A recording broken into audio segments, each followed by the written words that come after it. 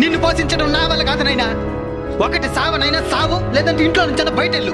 ఒంట్లో ఓపిక లేదు, సూపు సరిగ్గా కనపడడం లేదు, బయటికి తెరవేసే ఎట్ట బతికేదనైనా. బతకపోతే సావు.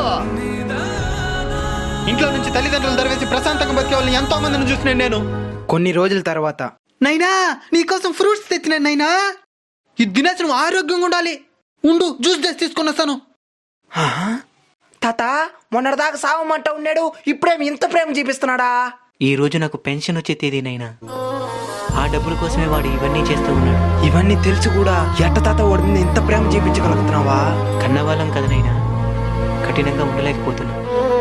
మా అలాంటి ముస్లిం వాళ్ళందరూ మీ పెళ్ళిళ్ళు చూసి చనిపోవాలని ఎందుకు ఆశపడతామో తెలుసానైనా? మేము సచ్చినా మిమ్మల్ని చూసుకోవడానికి ఒక తోడు ఏర్పడిందని ప్రశాంతంగా చావడానికేనైనా.